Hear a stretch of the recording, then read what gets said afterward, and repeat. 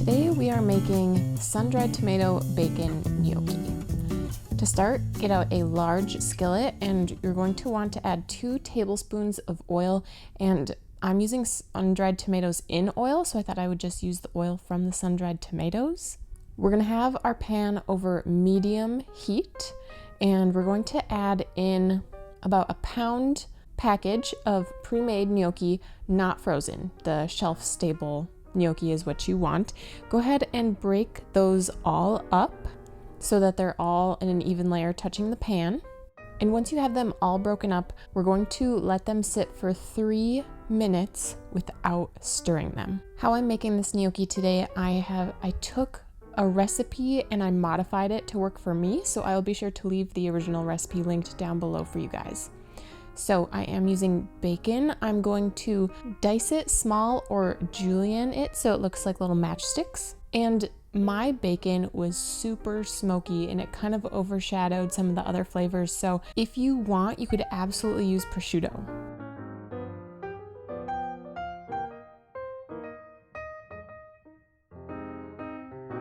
I also used quite a lot of bacon and used a total of 1 cup. But if I were to make this again with the same bacon I used, I would only use a 1/2 cup.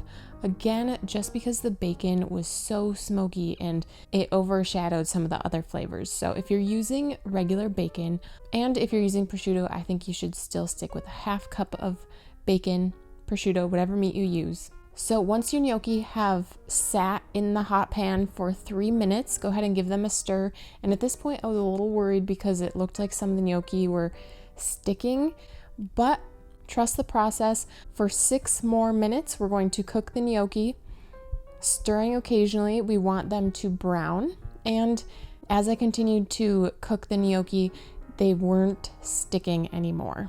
So in the meantime, I'm going to slice up a leek. I used about 1.5 cups of chopped leeks. If you don't have a leek, you can absolutely use yellow onion. If you're using yellow onion, I would go with a 1/2 cup of onion, just because leeks, they kind of taste like green onion except a little bit stronger, but in saying that, they are much more mild than a yellow onion.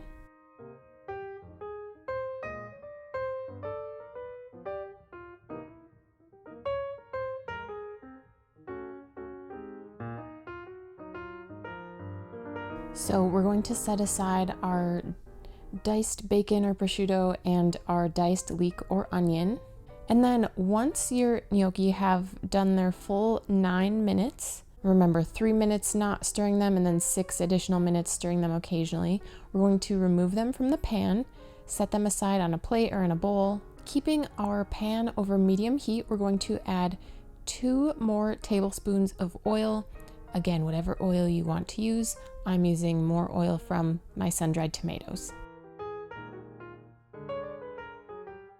Into the pan with the oil, we're going to add our leeks or our onions and our bacon or our prosciutto.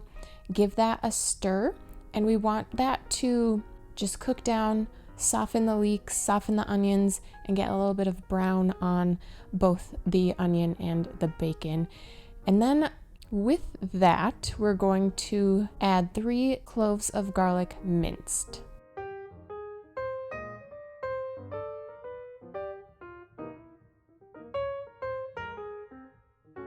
Additionally, we're going to add a pinch of crushed red pepper flakes. Give that all a stir, and we're going to cook that for just a couple minutes until it's fragrant, and it's going to get fragrant really quick. So it's okay if it's fragrant before you've julienned your sun-dried tomatoes. You can always turn your heat down if you're worried about anything burning. But in the meantime, we're going to julienne some sun-dried tomatoes. We need a total of 1/3 of a cup. Again, julienning them means we're just cutting them into matchstick shape.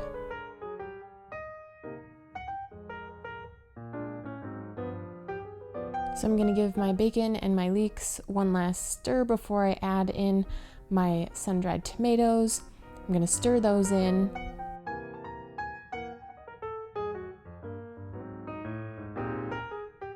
along with spinach.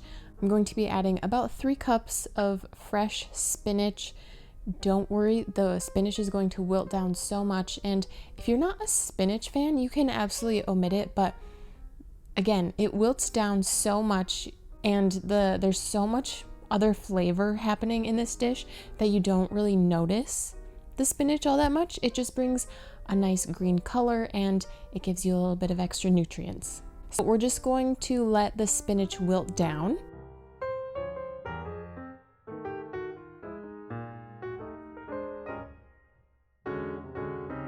Once the spinach has wilted down, we're going to add 2 teaspoons of Dijon mustard,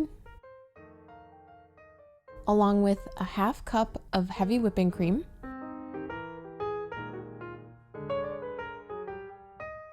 and I'm going to be adding some dry white wine. I don't like to drink dry white wine, so I just portioned mine out and made ice cubes with it. So to start, I'm going to add just a 1/4 cup.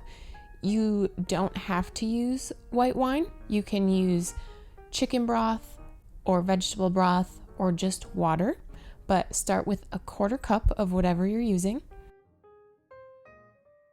We're going to add in a little bit of salt and a little bit of pepper. Now, the recipe that I'm using and modifying called for 3/4 of a teaspoon of salt, and the recipe I'm working off of does not call for bacon. So your bacon, your prosciutto, is going to add salt to your dish. So I would taste your sauce before you add any salt, just to make sure you don't oversalt the dish. So once you have added your cream and your wine or your broth or your water, check to see how you like the consistency. I wanted a little bit more sauce, so that's why I added another 1/4 cup of my wine ice cube. And I will link my ice cube tray down below in the description for you guys if you're interested. Get everything mixed in, give your sauce a taste test, add salt if you need it, a little bit of pepper, and then we're going to add our gnocchi right back in. Now, I was really worried about this pan cooking the gnocchi because you're supposed to boil it for, 2 to 4 minutes? I can't remember. But you're supposed to boil it kind of like you do pasta, but for different duration.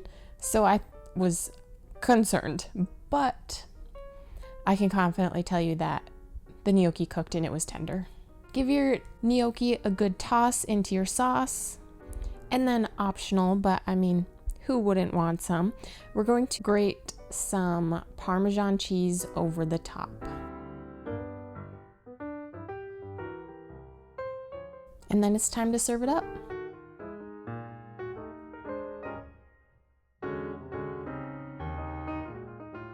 I would definitely recommend adding even more Parmesan cheese over the top of each serving, and then go ahead and enjoy. I love the colors of this dish, and I love the heartiness of this dish. If this recipe sounds like one you would make, be sure to give this video a big thumbs up. I will leave, again, the original recipe that I worked off of linked down below, along with exactly how I made it. All the ingredients and the instructions down below for you guys to check out. If you guys want more delicious recipes from me, be sure to subscribe. And if you want to see another delicious recipe right now, go ahead and click on this video here on screen, and I will see you guys there.